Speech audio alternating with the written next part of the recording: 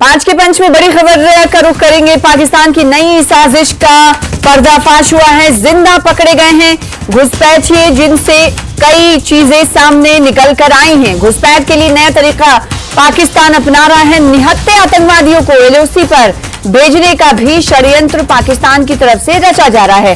Drugs के साथ LOC पार करने की भी नई साजिश पाकिस्तान की तरफ से सामने आई है। आतंकी गतिविधियों में इन पैसों का इस्तेमाल होता है, तो घुसपैठ के दौरान हथियार नहीं ले जाने से एक और मौका मिलता है कि भारतीय सेना इन घुसपैठियों पर यह सोचकर गोली नहीं चलाती कि वो पीओके के नागरिक हैं जो अनजाने में एलओसी के करीब आ गए होंगे। आतंकी हमलों को अंजाम देने के लिए हथियार अंतर्राष्ट्रीय सीमा क्षेत्र से ड्रोन का इस्तेमाल कर भेजे जाते हैं। पिछले एक साल में 500 करोड़ से ज्यादा की कीमत का 100 किलो नशीला पदार्थ बरामद किया गया है, जबकि अंतर्राष्ट्रीय सीमा पर बीएसएफ ने ड्रोन गिराने की कई घटनाओं का भांडाफोड़ भी किया है। तो बड़ी खबर, लगातार पाकिस्तान नित नए साजिश रच रहा है हिंदुस्तान के खिलाफ। जिंदा पकड़े गए कुछ घुसपैठिए, उनके जरिए कई अहम मालूमात मिल पाई हैं। नई साजिश का पर्दाफाश हुआ है। घुसपैठ के लिए नया तरीका कहा जा रहा है कि पाकिस्तान अपना रहा है। ये मालूम कैसे हुआ? मालूम इस तरह से हुआ कि घुसपैठिए धर दबोचे गए हिंदुस्तान की तरफ से, हिंदुस्तानी सेना की तरफ से।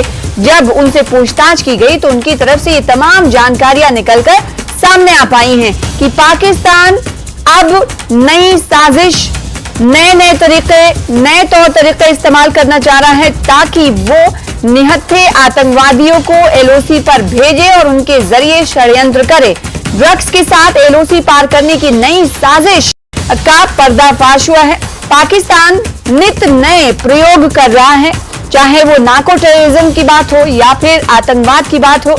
हर तरफ से पाकिस्तान हिंदुस्तान में घुसपैठ कराने की कोशिश कर रहा है। इसके लिए नए पैतरे पाकिस्तान की तरफ से सामने आ रहे हैं। अब ये पता चला है कि नई साजिश पाकिस्तान रच रहा है ताकि घुसपैठ कराई जा सके, ज्यादा से ज्यादा मादक पदार्थ हिंदुस्तान में भेजी जा सके।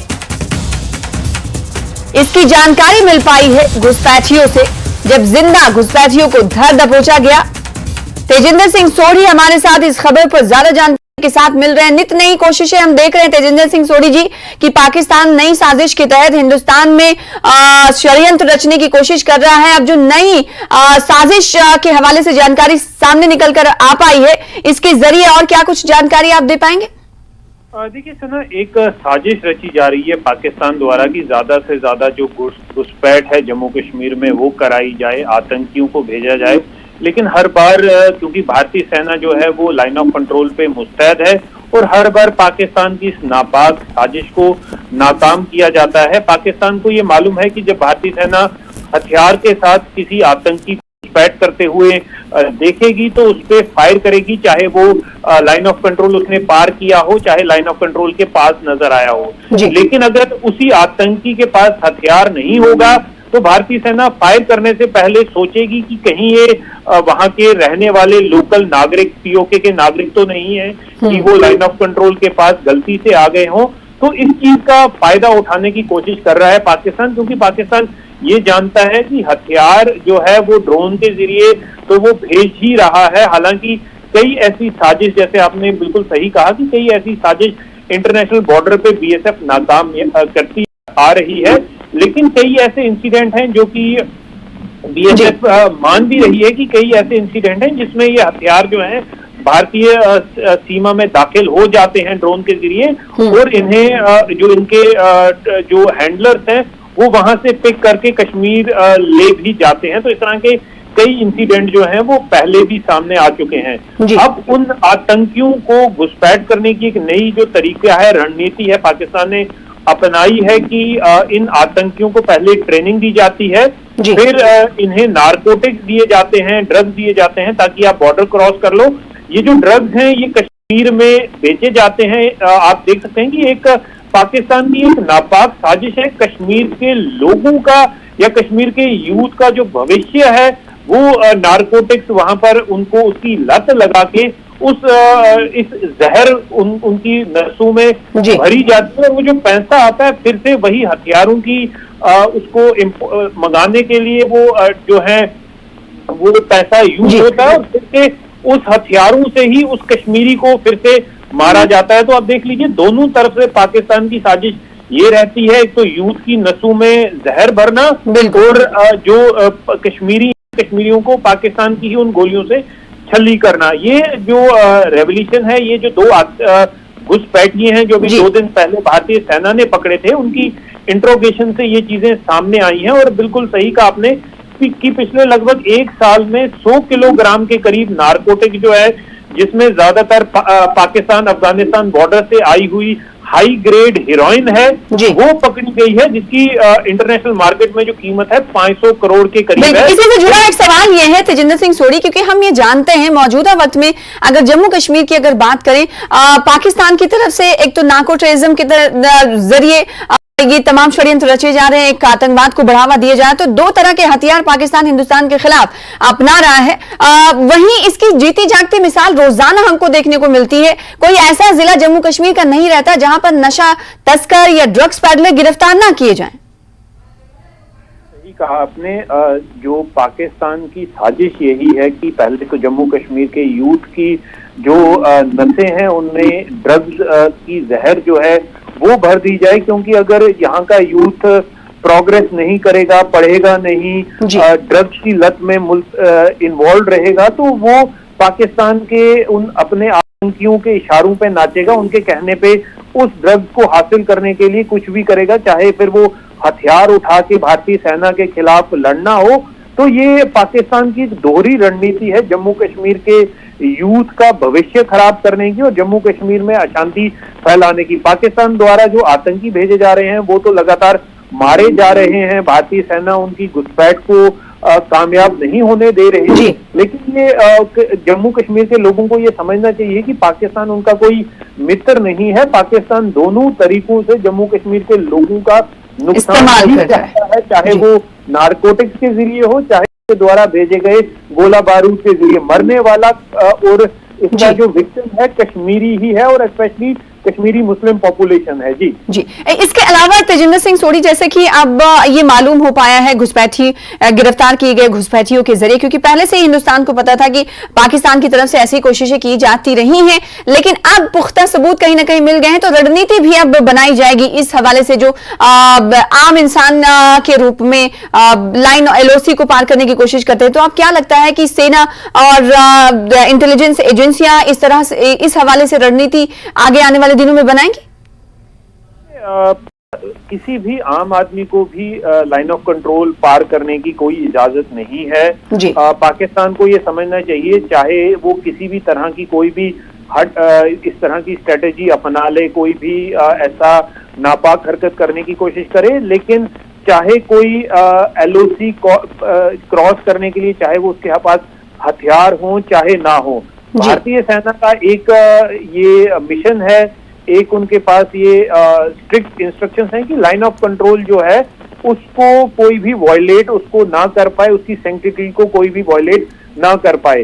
तो ये पाकिस्तान की गलतफहमी है कि वो बिना हथियारों के अगर आतंकियों को सीमा या लाइन ऑफ कंट्रोल पार कराने की कोशिश करेगा तो उन्हें छोड़ दिया जाएगा, चाहे हथियार हो चाहे ना हो, लेकिन उन पे जो है अगर वो सीमा क्रॉस करने की कोशिश करेंगे तो उन पे जो है भारतीय सेना कार्रवाई करेगी। लेकिन कई बार ऐसा इंसिडेंट होते हैं कि लाइन ऑफ कंट्रोल के पास जो आम नागरिक हैं वो गलती से भटक आते हैं, तो भारतीय सेना की एक ह्यूमन अप्रोच भी है जो लगातार हमने कई बार देखी है। कई ऐसे बच्चे हैं या ऐसे मेंटली रिटार्डेड लोग हैं जो लाइन ऑफ कंट्रोल के पास आ जाते हैं, लाइन ऑफ कंट्रोल को क्रॉस करने की बिल्कुल, तो उनके खिलाफ भारतीय सेना कार्रवाई नहीं करती है ह्यूमैनिटेरियन ग्राउंड। बहुत शुक्रिया तेजिंदर सिंह सोढ़ी साहब इस हवाले से जानकारी देने के लिए। फिलहाल आगे बढ़ेंगे, एक और बड़ी खबर का रुख करेंगे जो कि कश्मीर से आ रही है। RDD यानी रूरल डेवलपमेंट डिपार्टमेंट और जल शक्ति विभाग में पदों पर भर्ती के हवाले से खबर है। JKSSB ने इस हवाले से अधिसूचना जारी की है।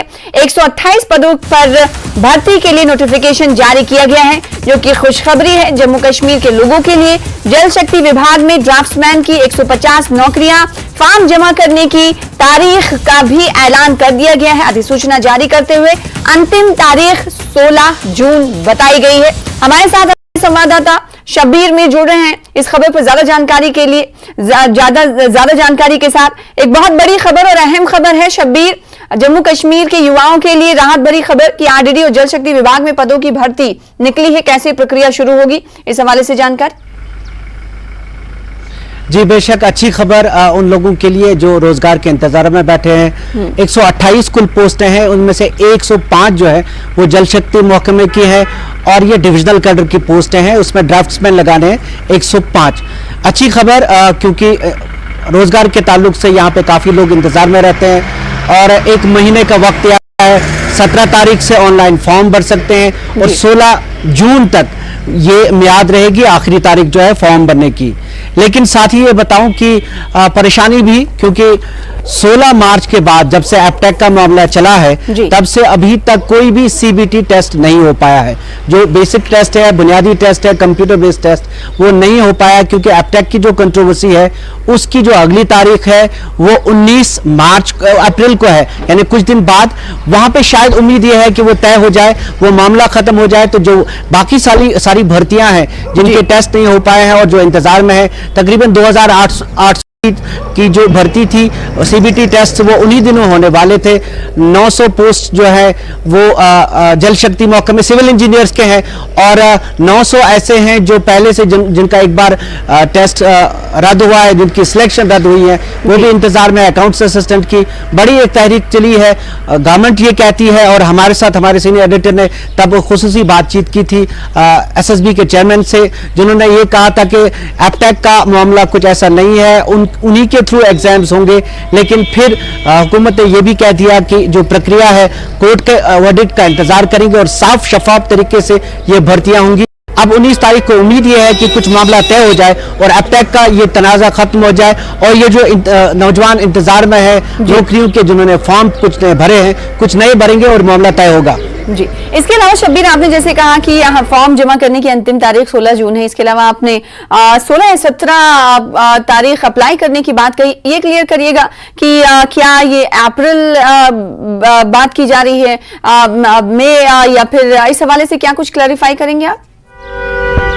देखिए 17/4 से ये फॉर्म भरने, ऑनलाइन फॉर्म शुरू हो गए हैं, यानी 17 अप्रैल से, और फिर 1 महीने रहेगा। इस 1 महीने के दौरान जो ये उम्मीदवार होंगे वो किसी भी वक्त अपना ऑनलाइन फॉर्म भरेंगे इन नौकरियों के लिए। और इसमें जो 105 पोस्ट हैं वो ड्राफ्ट्समैन की है सबसे ज्यादा, और उसका कैडर जो जैसे मैंने बताया कि डिविजनल कैडर है, लेकिन जो 10 पोस्ट ड्राइवर्स की हैं और फिर 13 पोस्ट जो है वो पंचायत सेक्रेटरीज की है, जो रूरल डेवलपमेंट महकमा है, और वो डिस्ट्रिक्ट कार्डर पोस्ट हैं। कुछ डिस्ट्रिक्ट हैं, रियासी है, कठुआ है, उनकी कुछ पोस्ट हैं, लेकिन सबसे ज्यादा जो है बड़ी जो खेप है, ज्यादा पोस्ट हैं, वो 105 पोस्ट है ड्राफ्ट्समैन के लिए। उसकी बुनियादी जो रहती है कि ड्राफ्ट्समैन का कोर्स किया हुआ होना चाहिए और वही एलिजिबल है।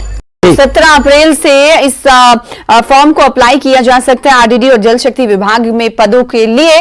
तो राहत की खबर है, रोजगार के हुसूल के लिए जो नौजवान जम्मू कश्मीर के अभी नजरें बिठाए हुए, नजरें बनाए हुए बैठे थे, तो उनके लिए कहीं ना कहीं ये अच्छी खबर है कि वो जेकेएसएसबी के थ्रू जारी किए गए अधिसूचना पर अमल करते हुए फॉर्म अप्लाई कर सकते हैं। अब देखना ही होगा, क्योंकि हम ये जानते हैं कि जम्मू कश्मीर में गरीबी की अगर हम बात करें या फिर बेरोजगारी की बात करें तो बेरोजगारी की शरह में इजाफा हुआ है। तो ऐसे में देखना यह होगा कि 128 पदों के लिए जो एप्लीकेंट्स होते हैं वो कितनी तादाद में आते हैं। शुक्रिया शब्बीर हमारे साथ जुड़ने के लिए, इस खबर पर ज्यादा जानकारी देने के लिए। फिलहाल इसी के साथ 5 का पंच में रुकेंगे छोटे से ब्रेक के लिए, कुछ और खबरों के साथ जल्द लौटेंगे।